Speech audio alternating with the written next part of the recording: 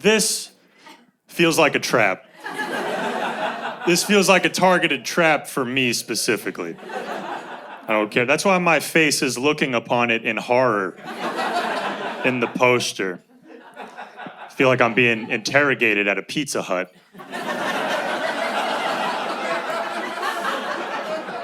I don't know anything about any stolen dipping strips. Stop it. Tall boy. There are hazards everywhere, man. I'm a big tall boy. There's nothing science or God can do about it. Too tall.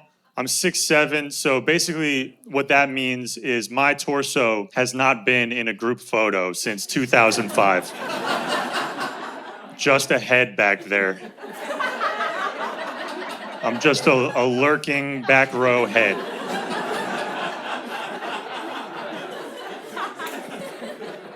Whenever I'm in a picture with my friends, it looks like I'm presenting an a cappella group. Get a load of my sweet singing boys, the finest singing boys in all the county. I keep them in a basement. Irish people are not supposed to be this tall.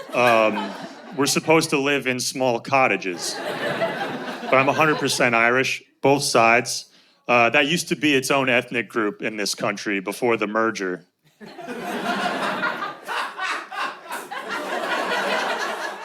We got bought out by the white conglomerate.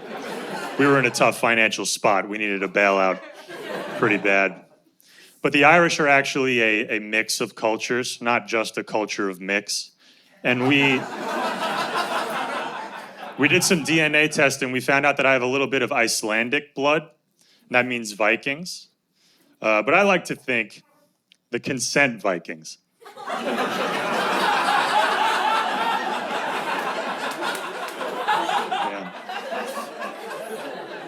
I think I come from the Vikings who asked for consent. The guys who were like, no thanks, just pillaging for me.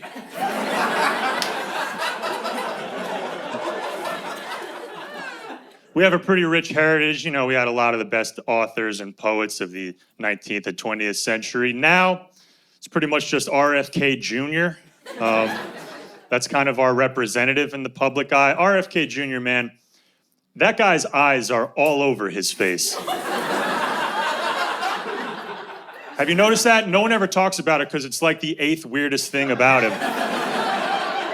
But RFK's got a real northwest, southeast thing going on with his eyes. He's one of our most diagonal political figures. I'm wearing his workout jeans right now, actually. Here's the thing with RFK. I'm not judging anybody, like if he's your guy, if you're into him, whatever. Because when RFK, I'll admit, when he first dropped, like when RFK first started touring, you know what I mean? Doing podcasts and stuff, he'd be on these interviews and he'd be like saying stuff, and I'd listen, like, you know what? This guy might have some points, right? He might have some things that I need to pay attention to. But then my common sense kicked in. I was like, wait a minute. The Irish guy with a tan is not being honest with you. That is not a pigmentation that is accessible to our people. That's Peruvian only, what that guy is doing. RFK. Because the thing with RFK is, like, if he's on a podcast, he's just saying his points and no one is countering him. He actually sounds pretty good. Like, he honestly, well, not sounds, but you know what I mean. RFK sounds like the tiny alien in Men in Black who whimpers a cryptic clue as he dies. To prevent a contest, the galaxy is on Orion's belt.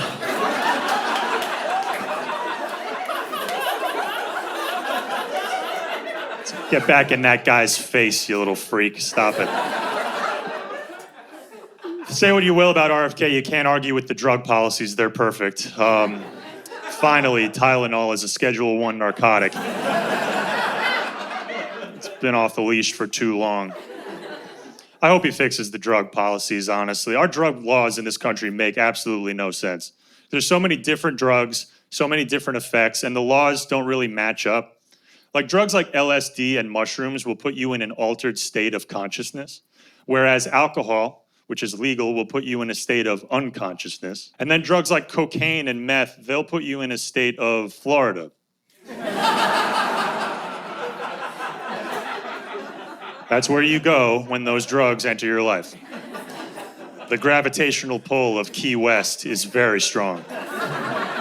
The drug that makes the least sense to be illegal is mushrooms, because mushrooms just appear on the ground without anyone planting them, and they're illegal.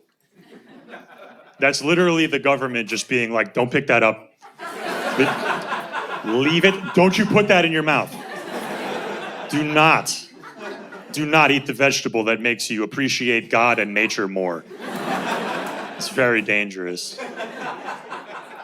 There is a hazard with mushrooms that you need to be aware of. There's the time lapse. Like after you eat them, you have about 35 to 40 minutes until the effects start to hit you. Here's a word of advice. Don't try to do anything in those 35, 40 minutes.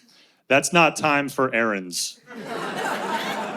I've made that mistake before. Ate some mushrooms. I was like, yeah, I could totally squeeze in a run to the grocery store right now. I'll just be normal over there. Looking at things for the normal amount of time. Cut to me in the cereal aisle. I'm on the phone with my buddy Dave. Hey, Dave, I'm at the food museum. No psychedelics at the grocery store. That's a hard and fast rule.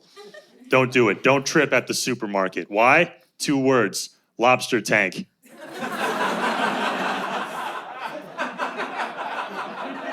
That is an upsetting visual if you are on drugs. You're going to feel a lot of empathy for those boys. You walk out of there with $285 worth of live lobsters. Nowhere to put them. I've been thinking about the ethics of eating animals. You know, a lot of my friends are vegan. I'm trying to draw the line somewhere. Me personally, I'm trying not to eat animals that I think are cute because I couldn't kill them myself, right? I don't want someone doing my dirty work. So I'm not eating ducks. Right? I'm not eating lamb, definitely not. I've almost stopped eating chipmunks entirely. The chipmunks are a struggle for me. You could fit 11 or 12 of those fuckers in an air fryer.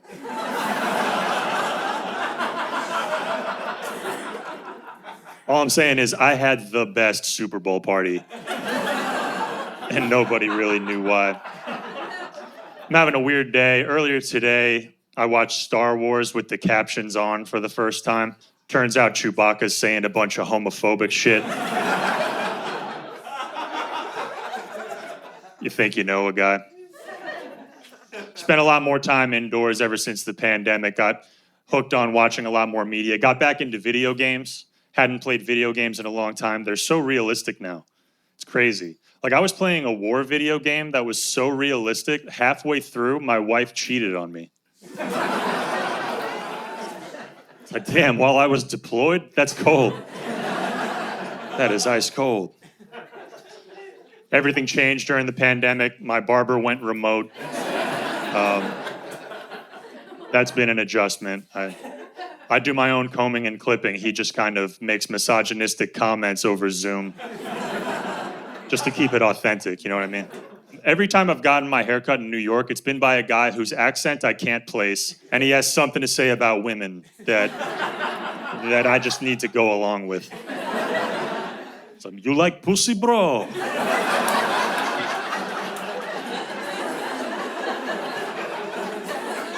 Sure do, pal. Number 5 around the sides. Thank you so much.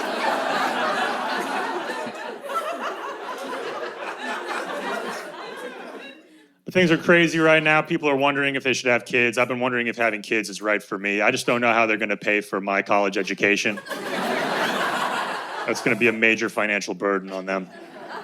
But it's crazy times, right? People are not sure if they want to have kids. Things are so crazy. I mean, there's hydrogen in the water. You got to Look it up, sheep. And we're more divided than ever. I'll be the first ever person to say it. We're a divided country.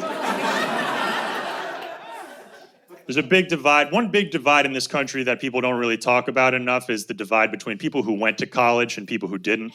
We don't really understand each other, right? because I went the college route. I was raised the college route, and they basically told us, like, if you don't go to college, you're stupid. That was the messaging that they gave us in not so many words. But I've lived in the real world now. I've worked for like blue collar guys who started their own businesses. Let me tell you, these guys make great money, right? They have real world skills that actually help people, and they get to be stupid. It's the dream. That's the best possible scenario. You get to be dumb and rich. That's what this country was founded on.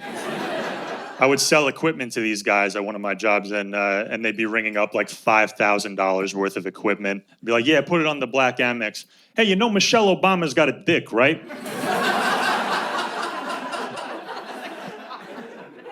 She sure does. Thank you for your business, sir.